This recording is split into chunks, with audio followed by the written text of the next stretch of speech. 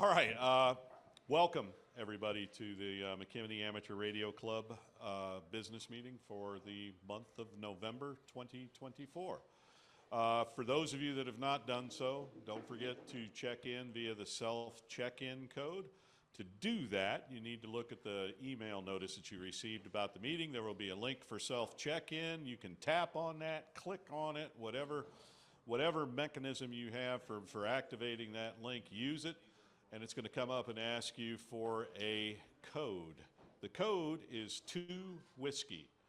I've used it already. It works, so don't tell me it doesn't. So, but yeah, please do that. It makes it a lot easier on the secretary for checking attendance. So let's go ahead and get started with the Pledge of Allegiance. If you all would stand, please.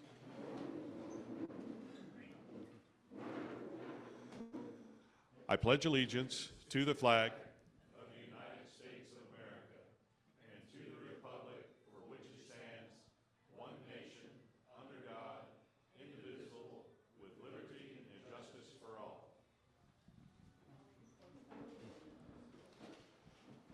All right, so it's that time of the night where we welcome our guests.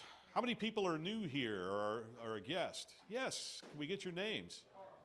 Carl, do you have a call sign? I do. It is Kilo Juliet 5 India Sierra India. Okay, so Carl, Kilo Juliet 5 India Sierra India. Correct. ISI. Very nice. How about you? Oh, yeah, I remember you, Junior. Junior Castillo, right? And it's KF0JND.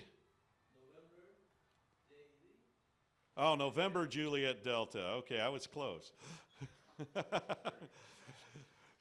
Great to see you here, Junior. Any other guests? Yes. It's been a while, and I just rejoined with my membership, so I guess I'll introduce myself. Name's Josh, November 5, Charlie Tango Oscar. Josh, November 5, Tango Oscar? Charlie Tango Oscar. There you go. Glad you came back, Josh. And for anybody that wants to know why I'm repeating all this, it's for the guys on Zoom, because they can't hear you out there. Other than to introduce our intrepid Tom Kim, KI6PST, who is the guy that keeps us honest from a technology perspective around here with the mathematics and the reasons why things work the way they do and why we should care. So, Tom? Thank you. I'm going to calibrate. Is this loud enough? Everybody can hear me? Okay, very good. Yes, this presentation addresses 2 methods to calculate coax parameters. So let's jump into it. Next slide. Brief introduction, and then I'll introduce a time domain method, and then an antenna analyzer or frequency or impedance domain method. And then we'll look at long coax calculations and short coax calculations, slightly different. And then summarize and conclude.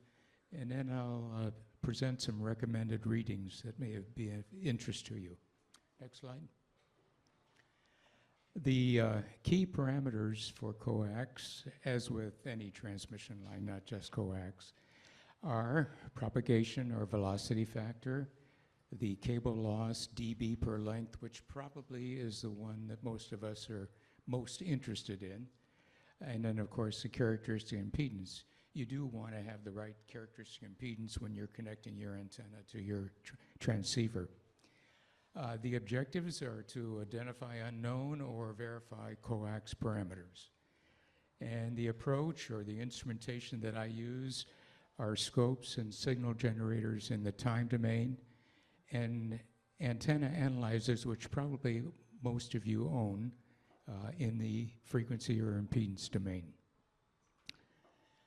This is a view graph of the instruments that I have. In the time domain, I use a Tektronix 1062 scope. It has a 1 gigasample per second time base, and I use that time reference when measuring time delay, and you'll see that in a bit. It also has 2 vertical input channels, and you'll see how I utilize those when making the propagation delay measurement. The signal generator is a BK Precision 4040B. It has a 20 megahertz function generator.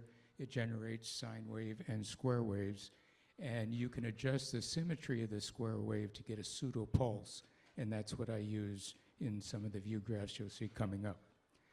Antenna analyzers, I have two, a Rig Expert AA35.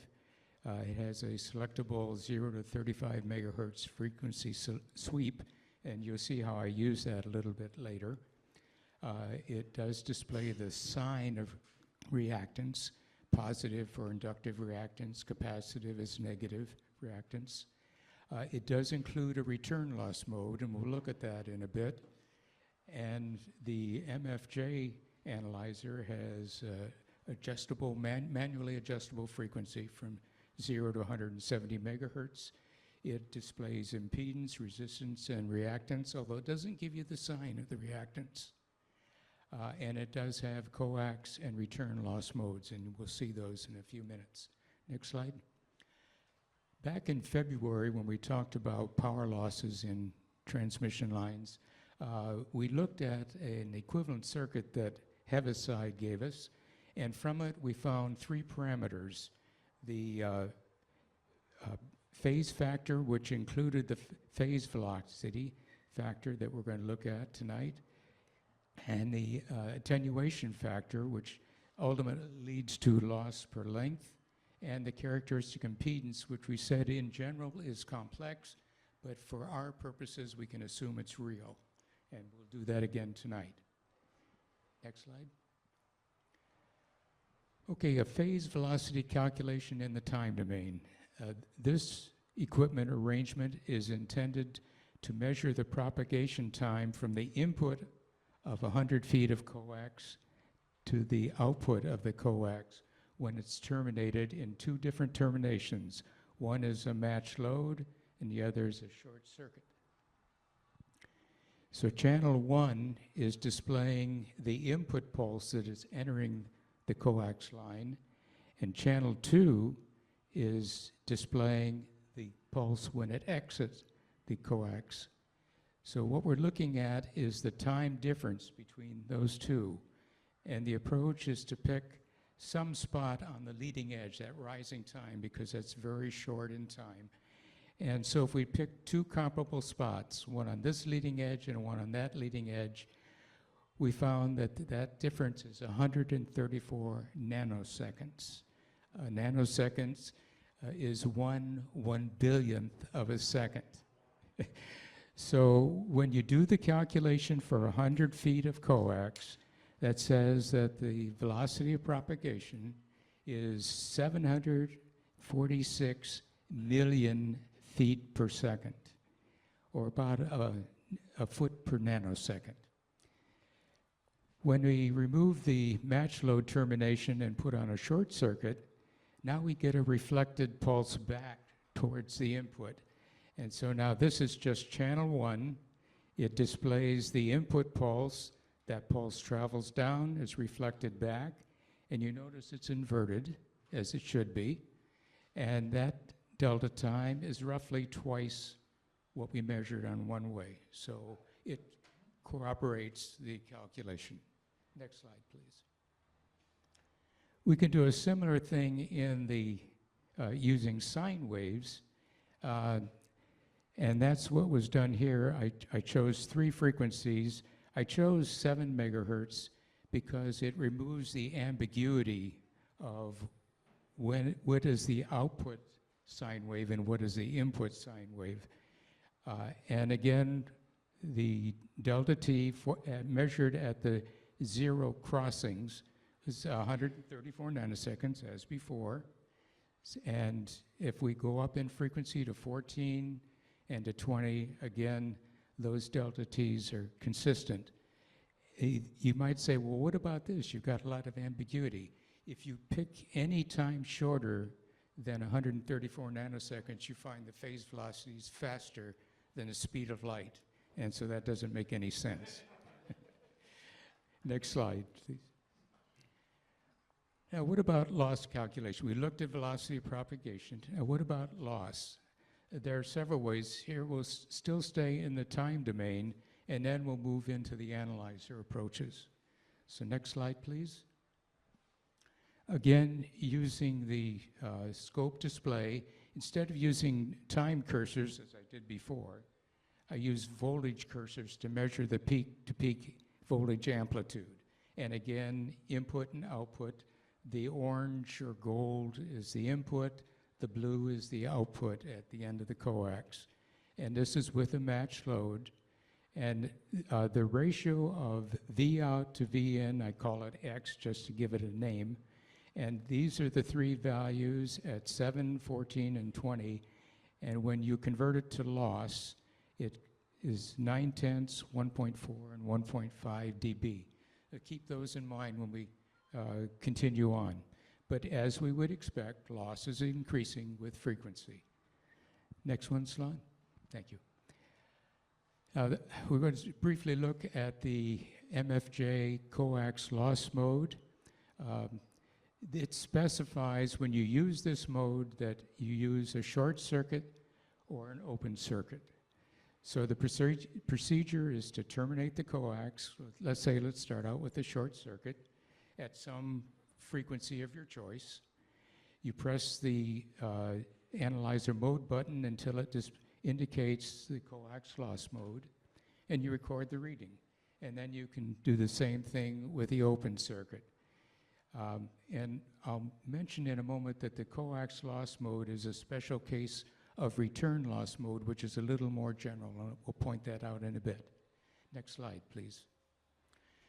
So I arbitrarily selected these frequencies to look at loss, recording the time domain or sine wave generator loss in dB.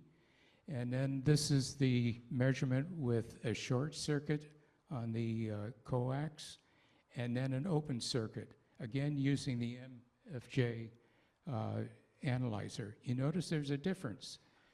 And if you average these two together, this is the results. And if you compare these to the sine wave, you see there's pretty fair agreement to within 0.2 of a dB across this frequency range. Next, please, Sean. Now, I brought up matched line or return loss and matched line loss, and this is the definition of the return loss. If we have a transmission line that's terminated in some impedance, the return loss measured by your analyzer at the input to the line is just the P reflected divided by the P incident, and you take 10 times the log of that, and that is the return loss, RL. It turns out that when you also recognize that the return loss is 10 times the log of the input reflection coefficient squared, then you get this relationship. And to boil everything down, the matched line loss can be related to the return loss and the log of the terminating impedance at the end of the line. Now, if we use open or short circuits here, which we did previously, you get the results that we saw on the previous slide. It's been suggested that if you use loads like 25 ohms and 100 ohms, it enables the analyzer readings to be a little more accurate. And so we'll take a look at that and see what the result is. Next slide, please. Next slide, Sean. Thank you. So here are two fabricated 25 and 100 ohm terminations. This column for these arbitrarily selected frequencies, I just characterize those two with both the MFJ and the Rig Expert analyzer just to see how close the values were to the DC values that I measured. And it's not too bad. Then I use those to terminate the 100 feet of RG8X coax, and these are the return loss measured values for both the MFJ and the Rig Expert analyzers. Then over here is, after correcting for the termination reflection coefficients, these guys, These are the calculated matched line loss values. And you notice for both the MFJ and the AA35, they're different, not exactly the same. But if you average them, and that's what the bold type shows, and compare it to the Belden advertised values, next slide, Sean, the result is within a couple of tenths of a dB over the selected frequency range. So again, not bad agreement if you average them. And as a digression, you may wonder, well, what difference does the termination make on the measurement?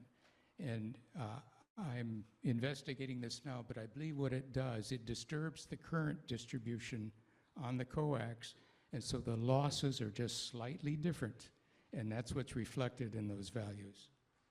Next slide, please. Now we're going to look at a resonant method, and I'll define what I mean by that in just now. If we have a length of coax, and let's terminate it either with a short circuit or an open circuit. Let's start with a short circuit, because I think that's easier. That forces the net voltage at the output where the short circuit is to be identically zero.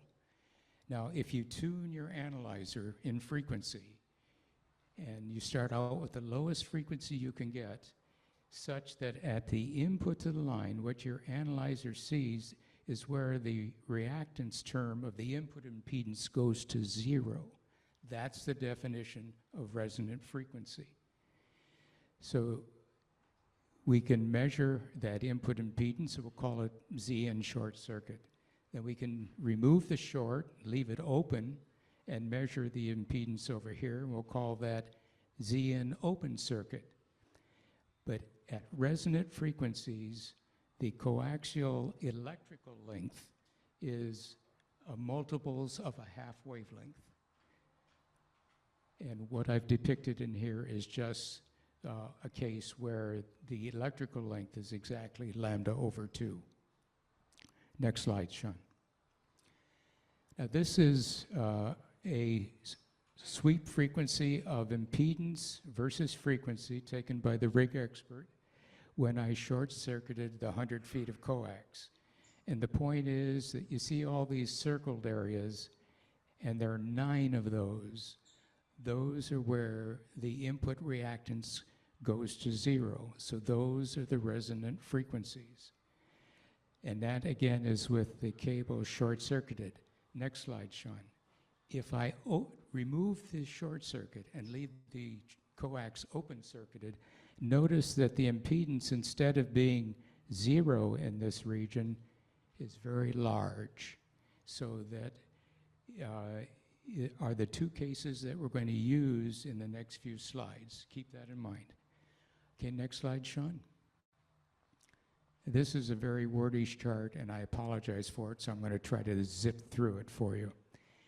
Remember, find the resonant frequencies. What is a resonant frequency? When the input reactance goes to 0 when the line is short-circuited. And with that condition, Zn then is Zn short circuit, and the equivalent circuit for that looks like a series resonant circuit. Again, for a series resonant circuit, the net reactance has to be 0, and that means that these 2 reactances cancel each other, and all that the analyzer measures is R sub S. Now, when we remove the short and we have an open circuit, we get a parallel equivalent circuit, and all that the analyzer measures is R sub P. Keep those 2 numbers in your mind. Okay, let's go to the next slide, Sean. Oh, I'm sorry, back up. I got ahead of myself. So, with those measurements, knowing the resonant frequency, knowing R sub S and R sub P, we can calculate the phase velocity, knowing the resonant frequency, and we obviously know the length of our coax. And N is this number where N is 1 for a half wavelength, it'd be 2 for 2 half wavelengths, etc. The characteristic impedance is simply the square root of R sub S times R sub P. And the loss, alpha L factor, is simply the ratio of R sub S over Z sub C. So with the short circuit measurements, we can measure all three coax parameters. Next slide, Sean. Thank you. So here's a list of the resonant frequencies as determined by the rig expert. These are the measured RS and R sub P values. These are the calculated characteristic impedance values and the factor that's related to the line loss. This is the MFJ, corresponding R sub S, R sub P, and the calculated Z sub C, and again, the loss values, all at the resonant frequencies. Next slide, Sean. Thank you. And here's a plot of the results. The rig expert characteristic impedance values very close to 50 ohms. Same thing with the MFJ. Here is the loss across the resonant frequencies for both the rig expert and the MFJ. And I've also plotted the Belden match line loss values. Pretty good agreement. Certainly good enough that you could say, yeah, the coax is pretty good. Next slide, Sean, please. And the velocity of propagation factors, again, the two giving roughly little under 750 million feet per second. The DX engineering catalog is 767 million feet per second. So the velocity of propagation measurements, or calculations rather, agree within about 4% of the DXE catalog values. Next slide, Sean. What about short cables, very short cables? Loss is generally so low you can neglect it. The phase velocity can be calculated again from both time and from open and short circuit measurements, and we're going to look at that. I've arbitrarily defined a short cable as roughly lambda over 10. You might say, well, it could be lambda over 8. I'm not going to quibble about that, that's fine. This method, by the way, is useful for determining the characteristic impedance of, let's say, a twisted pair of lines or bifilar lines that you're going to use when you want to make a current choke using a ferrite toroid. So it's very handy because you want to know what that impedance is. Next slide, Sean. So here's our old time domain measurement using the time cursors on the scope. For 3¼ foot long RG8X, the time domain is roughly phase velocity about 740 million feet per second. Next slide, Sean.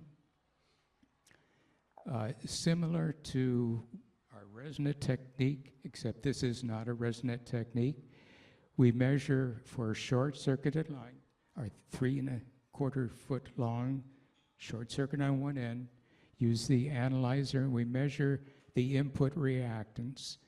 We remove the short circuit, measure the input reactance again when it's open and circuited. The characteristic impedance is just the square root of those two reactances. And the tangent of theta, where theta is our phase factor, is just the ratio of the short circuit reactance divided by Z sub C. So we can use this relationship to actually calculate V sub P. Next slide, Sean. These are the data that were taken over these arbitrarily selected frequencies, short-circuit and reactances, both short circuit and open circuit, calculation for characteristic impedance, or phase velocity, and this similar for MFJ. Next slide, Sean. And these are the results. The characteristic impedance, just about 52.5 ohms compared to nominal 50. And this is the comparison of the short circuit, open circuit phase velocity calculations compared to the time domain. Very, very good agreement. Next slide, Sean. So to summarize, the principal coax parameters are phase velocity, cable loss, and characteristic impedance. We can calculate phase velocity and loss by the time domain methods, and can calculate all three with the resonant frequency analyzer measure. The results seem pretty close to vendor values. The long cable lengths display series resonances, which allow us to calculate all three parameters, and loss can be neglected for very short cables, but again, characteristic impedance and phase velocity are readily calculated. Next slide, Sean. So the characterization techniques can include time domain and frequency or impedance measurement techniques. The principal parameters can be calculated to within 2, maybe 3 significant figures. 2 is more likely. The calculated match line loss parameter values are within good agreement with vendor values, and certainly are sufficient to identify the type and condition of the coax. And the calculation over multiple frequencies provide or reveal consistency in the values. You could do this at just one frequency, but when you do it over multiple frequencies, I think it gives you a little more confidence. And just to underscore, these are not network analyzer quality measurements. These are measurements made with affordable instruments that most of us have and are certainly useful for our ham shack operations. Next slide, Sean. I encourage you, if you have time, to search for these references, especially those in red. I think you'll find Frank Witt's and Lloyd Butler's comments very illuminating and very helpful. And that's the end of my talk. Any questions?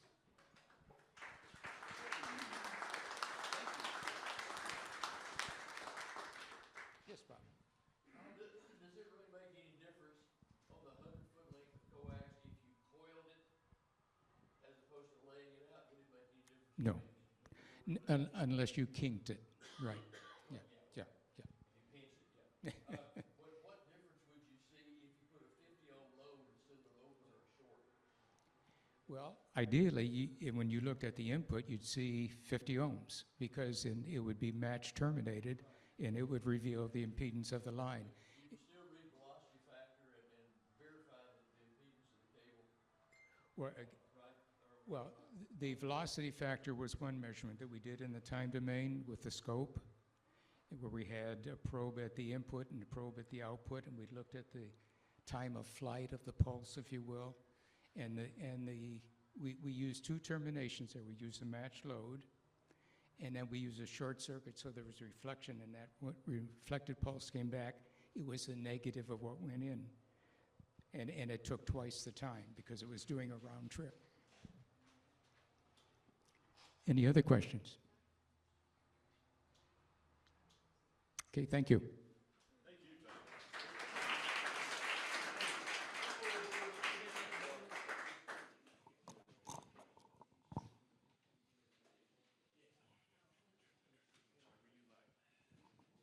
I can use either one?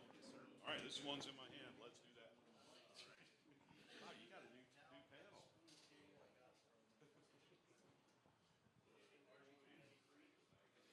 All right, I have been thinking, and there are a few important topics I've forgotten to bring up. Next month is a very, very big deal.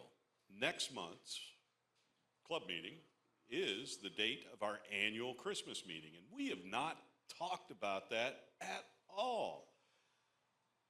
Who here knows what we do at our Christmas party? We eat, yes. What else? Gift exchange. All right. We don't call it a white elephant. It's just a gift exchange. Gift exchange is very straightforward. What do we usually do, Bob? 20 bucks, 25 bucks? 20? All right. So anybody that wants to participate in the gift exchange, bring a wrapped gift worth about $20. Bring it in here. When you do, you will be handed a ticket. When you get that ticket, hang on to it. Once we get to the gift exchange portion of the party, we will draw ticket numbers. The person that gets the ticket will be able to then either claim a new prize from the table up here at the front, or if they see a gift that somebody has claimed earlier and they would like to have it for their very own, they can go take it. You can do that until the gift has, what is it, 3 owners? Okay, so the third owner is the permanent owner of that gift. It can no longer be stolen. Pretty straightforward, a lot of fun. Gives you a chance to kind of screw with people if you want to. Or not if you don't. But start getting ready for that. The time's coming. I've got agreement from Mr. Devance here, K5CRX, to be our MC. Bob, I'll email you a few of the jokes that I've been looking up. But it's usually a really great time. Unfortunately, like I said, I feel bad because I'm kind of late on drawing the planning for this together. So, Bill, I'm going to put you on the spot. You're usually kind of the guy that helps us with the Toys for Tots thing. Can you help us with that again this year? All right. So, Toys for Tots. Marine Corps Reserves does this every year. It is an awesome deal. Bring a brand new, unwrapped toy, and we will make sure it gets in the hands of the Toys for Tots guys. Okay? That is not the gift for the exchange. The only business we will conduct at the December meeting is if we have any pending member applications or if anything substantial that's unexpected comes up between now and then. The other thing that occurs at the party is when you guys may or may not remember, but when we did our financial allocation motion earlier this year, the club authorized the board of directors to spend, I believe, $500 on gifts that we will raffle off as door prizes to club members. So we've not decided who's going to go buy those gifts yet, but we're going to talk about that at the board meeting on Saturday. So just wanted you guys to be aware of that. Don't forget, I'll try and get a couple of emails out and some notices on Discord and everything so we can get everybody kind of excited about it, because I know we don't have our whole membership here today. Yes, sir. Board meeting will be at a new location on Saturday?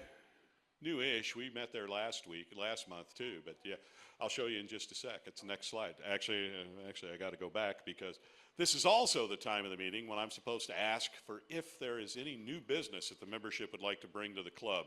Board of Directors puts together this agenda every month, and we hope it's covering everything that you guys want to know, but we absolutely do not claim to know everything that's on the mind of the club. So is there any new business or items for discussion that the club would like to bring to the table today? Mike. Field day results are in the December issue of the QST magazine, which is out now, and there's a great picture in there also. Your face. For those of you on Zoom, Mike, W5MEF, mentioned that the field day results are now available. The official field day results are available in the online version of QST, or if you paid the gobs of money to have a print version delivered to your home, it is there. I'm going to ruin the surprise, Mike. There's a picture that our very own Larry, KI5OEZ, took for us. Made it into QST. We are officially a published club.